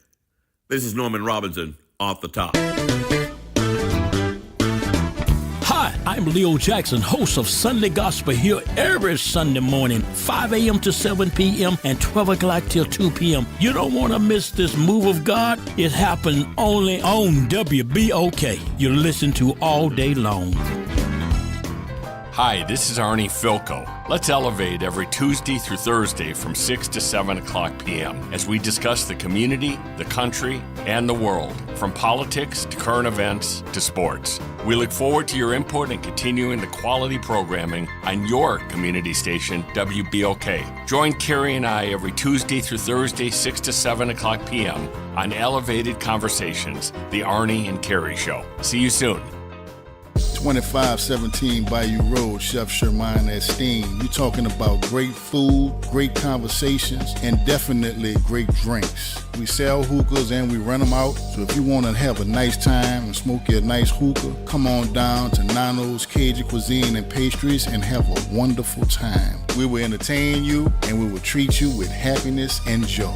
And by the way, on our first and third Saturdays, we always have a block party on Bayou Road. Come and check us out from 9 p.m. to 2 a.m.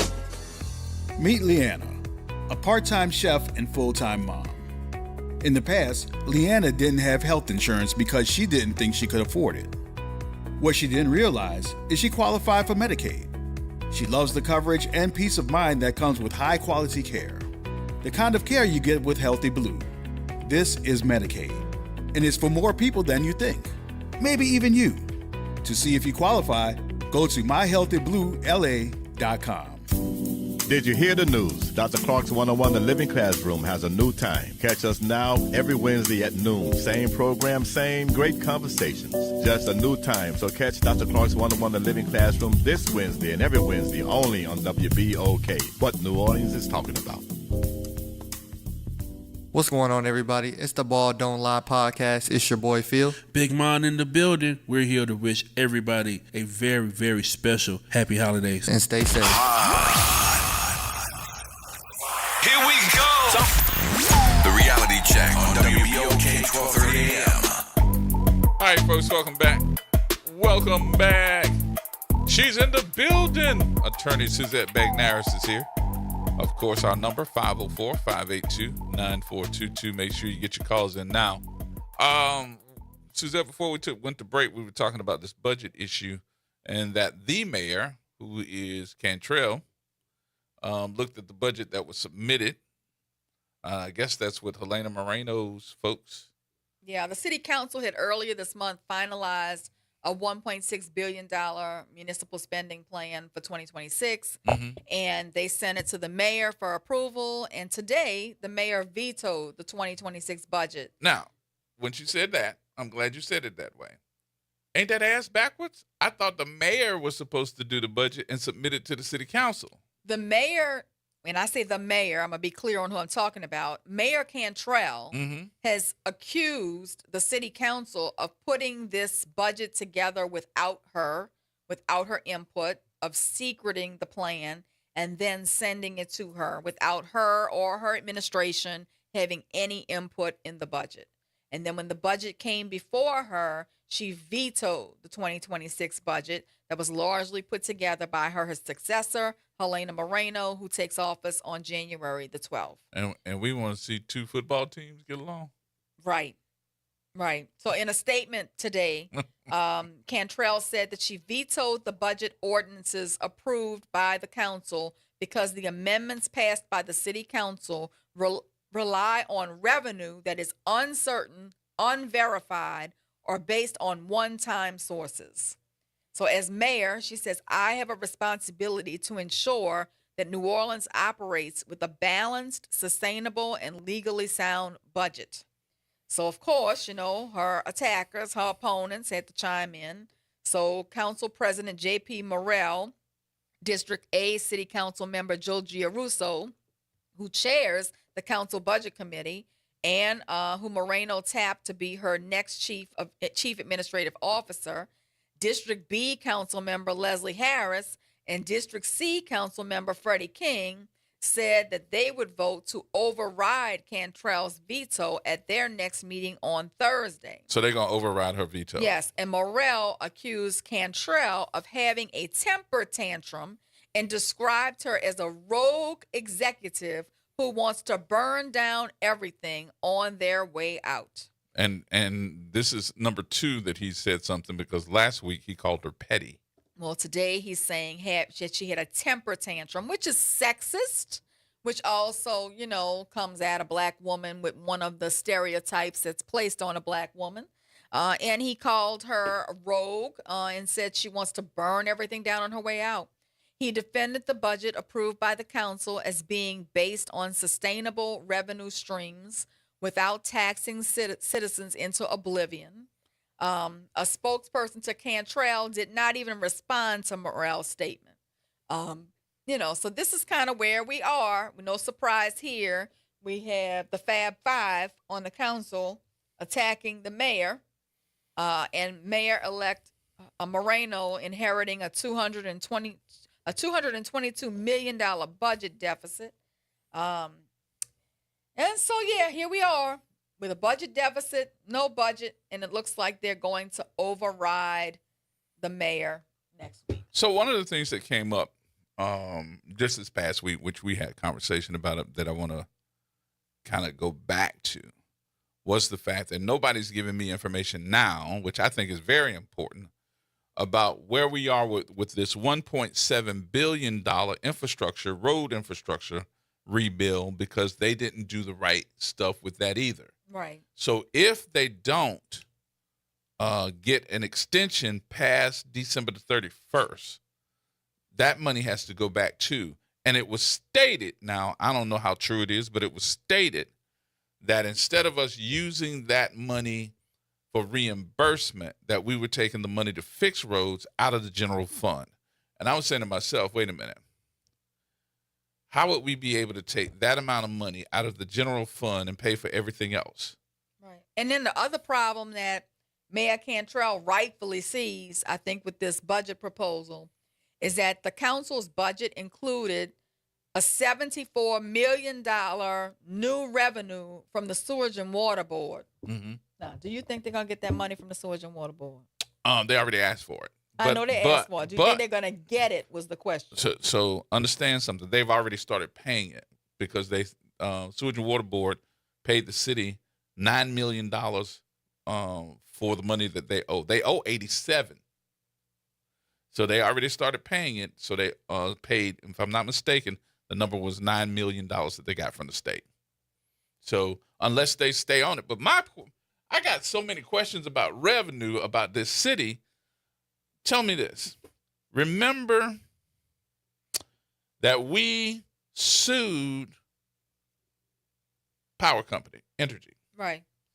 And the reason why is because that we got over $200 million back from them in that lawsuit. JP then authorized them, because he's on the power committee, on that committee, authorized them to get the money back so they could shore up the infrastructure, right? Right. That was a loan. Nobody's telling me when the money going to start coming back, of the money that they have been saying they're shoring up the infrastructure, and we still have not gotten a payment back on that $200+ million loan. And Entergy's got the money, so I don't know why we even getting it back from them in dribs and drabs. I'm very concerned because this budget does foresee 14% of the city's workforce being on furlough, which is about 700 employees. So right after she takes office, January 12th, I believe it is, we might see 700 city employees out of work. Yeah, that's scary. That's very scary. And being a city employee, you got to have the resources to be able to do your job. And they have put a hiring freeze out. They have stopped all budgetary items from being reordered or it's stuff that you got to do your job with. None of that is authorized. So they're working on a skeleton crew, and it's even going to be worse in the next 2 weeks. And Cantrell pointed to $75 million in revenue next year that she says are not guaranteed, including a clawback of federal pandemic aid to nonprofit organizations, reimbursements from the Sewage and Water Board, and additional fees and fines that have not yet been imposed. She said these are not guaranteed revenues. Building a budget around them puts the city's financial stability at risk. The plan also relies on employee furloughs, an approach that would harm city services and unfairly burden the workforce that keeps our city running, Cantrell said. So Cantrell's 2026 budget plan called for $200 million in cuts and a 30% reduction to some departments, which Moreno said would then hurt city services. So, and she's doing the same thing. And she's doing the same thing. So my question to you is, because I saw this on television, I said, what a lie. We were talking about paying more for trash collection. You go from $24 to $36. Right. And then they went straight to Torres to find out, what do you think about it? It's like, yeah, I can see that. We do need to get paid for more, pay more money for city services, this. Still saying one-time pickup, no other recycling and none of that included. And then he said the ultimate that really made me go, damn, if you don't know, you don't know. And he said, because, it's going to cost us more to go to the landfill and throw this stuff and da-da-da. And I'm saying to myself, you really don't know. People really don't know. And the reporter didn't know, which really crapped my behind, because I said to myself, you got to understand something. We got a contract for the French Quarter. We got a contract for New Orleans East. You got a contract for Mid-City and out there by the lakefront, and then you got one for Algiers. But you got another one. It's the landfill. We contract the landfill as a part of the city services every year. They too are in that. So then why would we have an increase? Bingo. He don't control that. So that's just them trying to give him an increase. No, that's them saying that because he wanted to let them know he ain't had nothing else to say. So he said, oh, man, it's going to cost us more just to dump the trash at the landfill. River Birch is part of our contract. Well, then that's not accurate. I think that I think we have a lot of issues here. I would not want to be in Mayor-elect Helena Moreno's shoes trying to develop a balanced budget right now. It is a mess. It's going to be a difficult time for the city of New Orleans.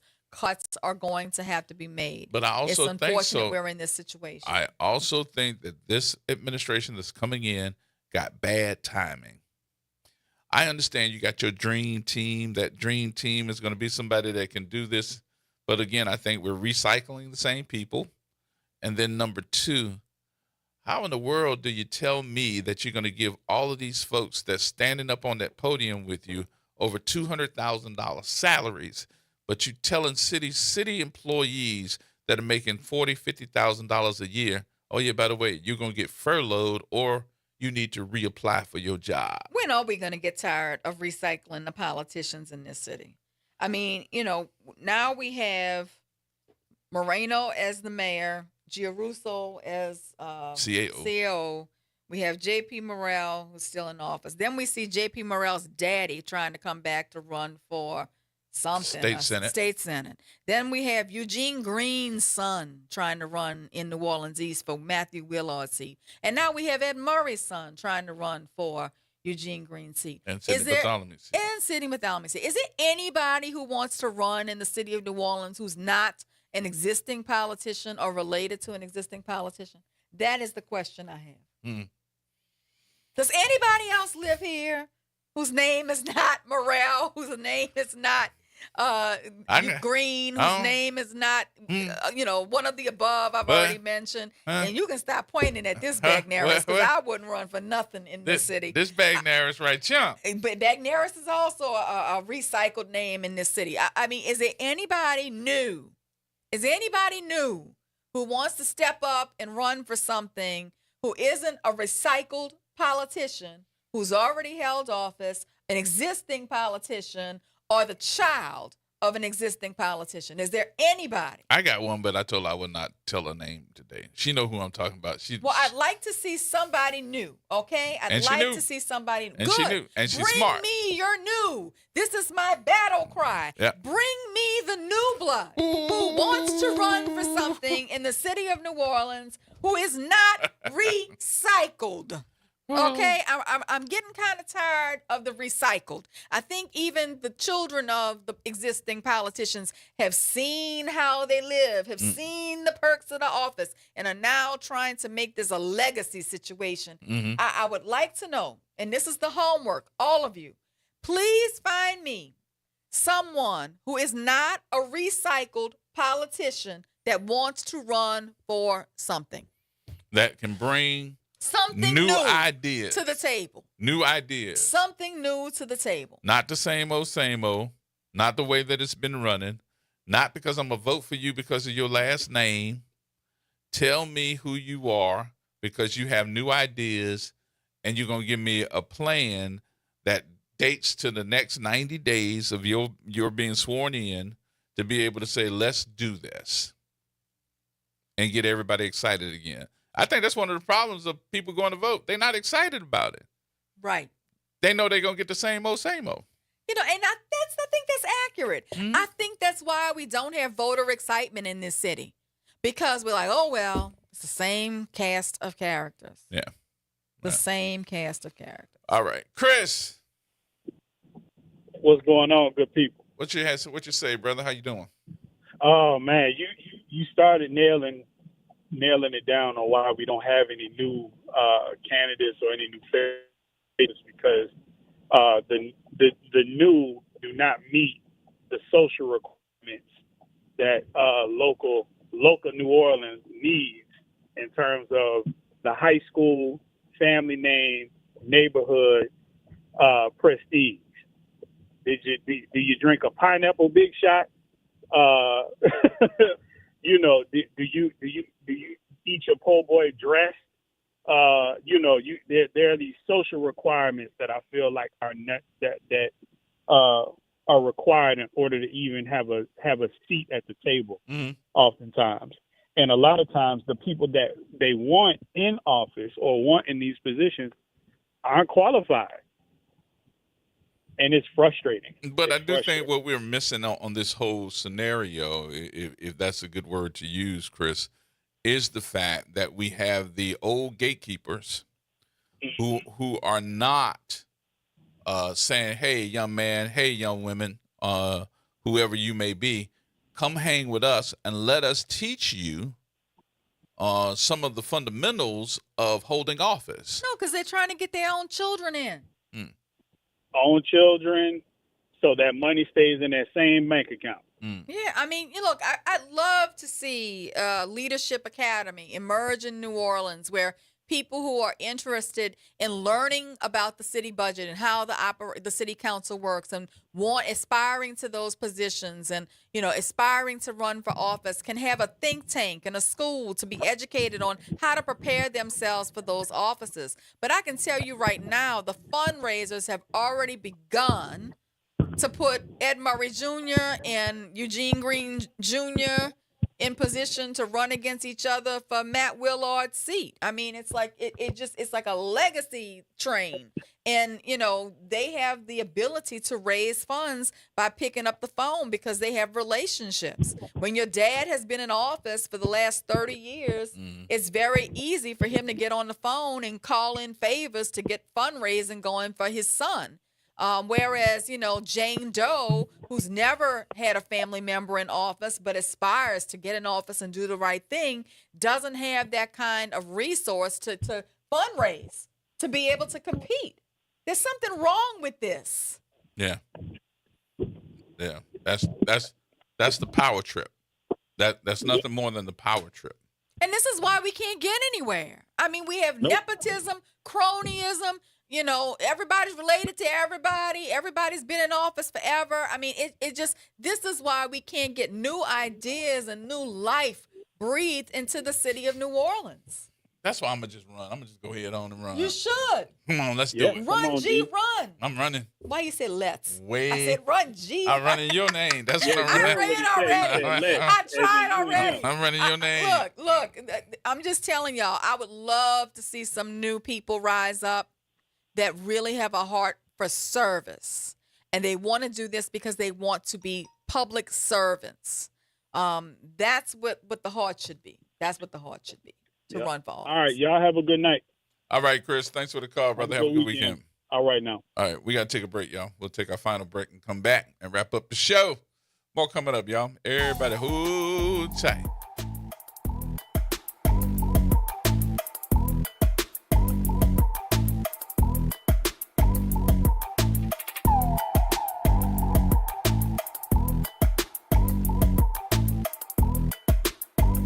AURN News. The Trump administration announced that it reached a settlement with Missouri to kill off the Biden-era SAVE plan, calling it an illegal scheme for cheap loan payments and fake forgiveness promises. The deal stops new signups, rejects pending ones, and forces all 7 million current enrollees to switch to standard repayments. Officials say it ends years of court battles and repayment limbo, with emails going out to help folks pick legal options like income-based plans. But the switch could hit hard for everyday borrowers already stretched thin. SAVE let millions pay as little as $0 a month based on low income, and now those folks, often teachers, nurses, social workers, service workers, face jumping payments by hundreds monthly overnight. Black and brown communities, who make up a big chunk of the 7 million affected, stand to hurt most since they carry heavier debt loads, and it's coming at a time when inflation is high, along with unemployment. For AURN News, I'm Ebony McMorris.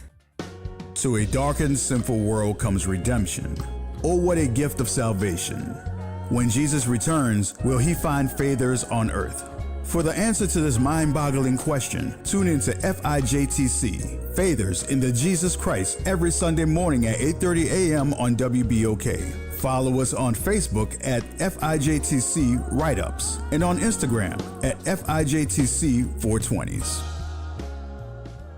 Tune in to The Monitor's Mic, where we talk about oversight, policing, and you. Hosted by the Office of Independent Police Monitor, we're here to shine a light on policing issues that matter, from real-time policing updates to in-depth interviews. Every Friday at noon on WBOK. There's a Jewish saying that if you save one life, you save the world. And in the New Testament, Jesus said, "Whatever you do for the least of these, my brethren, you do for me." Whatever your religious or ethical beliefs, let's all come together to help house the homeless this winter. High rents and federal budget cuts are causing more of our neighbors to fall into homelessness. Your donation for rent assistance and the basics to furnish apartments makes a big difference. Please help the most vulnerable by giving to the nonprofit Unity of Greater New Orleans at unitygno.org. That's unitygno.org. A careless driver can change your life in an instant. Do you know what to do or who to call? If you've been injured in a motor vehicle accident and do not have an attorney, call Auto Accident Help Desk for a free consultation. We can answer all of your questions and estimate the potential value of your case. Call Auto Accident Help Desk and connect with an expert personal injury attorney. Call 800-269-4524. 800-269-4524. Don't worry how to handle your medical bills, lost wages, and pain.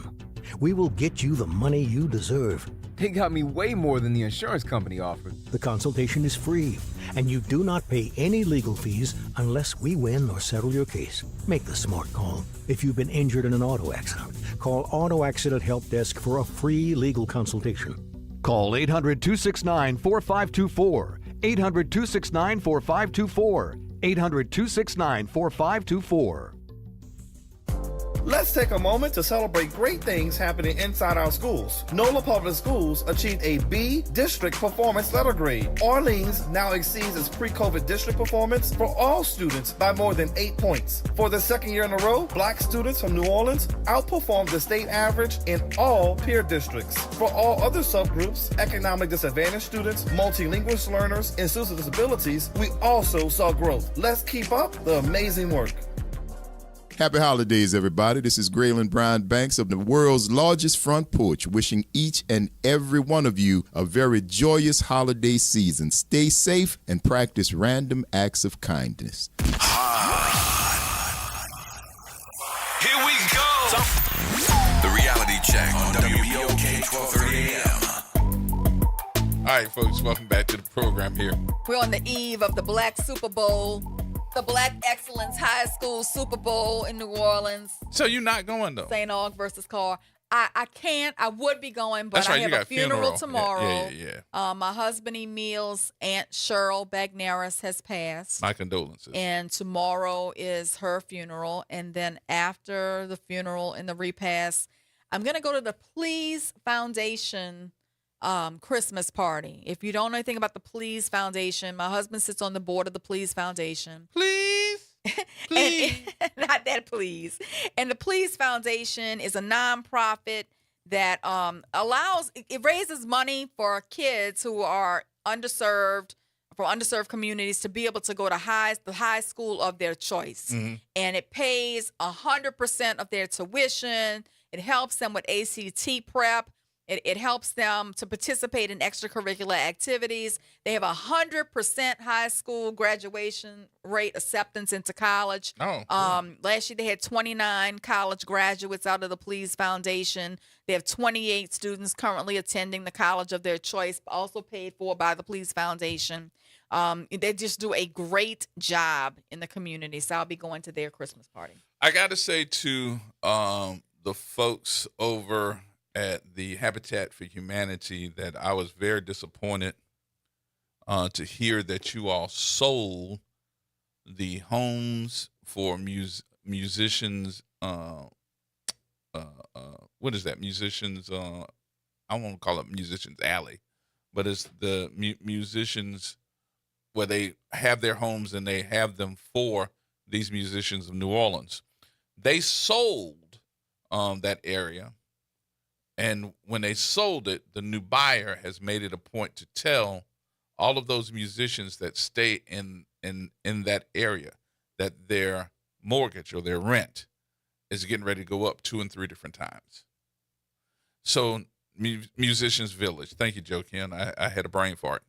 But to tell those young men and women that are working so hard for the culture of this city, they have been staying in that area because a rent is just too high. And now we're hearing that their rent is getting ready to go up 2 and 3 different times.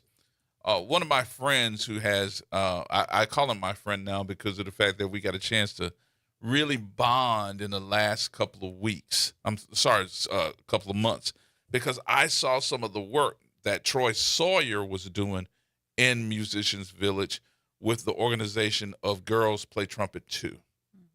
I'm trying to get him back on the air with us. Maybe he'll be able to talk about this issue. But I also told him, I said, one of the things I want to do is to make sure that I can help you with young ladies that come to you that want to play. Because all of them, babies, I'm talking about 6, 7-year-olds, are playing trumpet, and he's teaching them. He got a couple of professionals that are also helping him. So I went to a concert that they put on, and I know this is a thing because they're really supported by Helena Moreno as well. But one of the things that I did was I went on ahead and bought a trumpet. I have it at my house, and I'm going to present it to him on air when he comes back to give to one of the young ladies that wants to participate that may not be able to afford having a brand new horn. So I went and bought one. So what are we going to do, though, to raise funds to help the culture bearers who live in the Musicians Village that are going to have to pay triple the rent in order to continue to live in the homes that Habitat for Humanity sold to a Metairie landlord?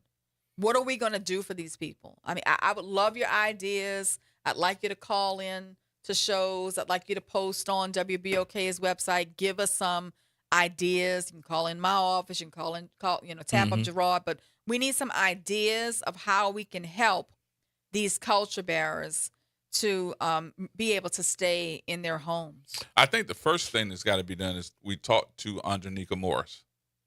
Andronika Morris and her group with housing was one of the instrumental folks in making sure that 2% of the budget from New Orleans, that our city budget, would be able to go toward housing.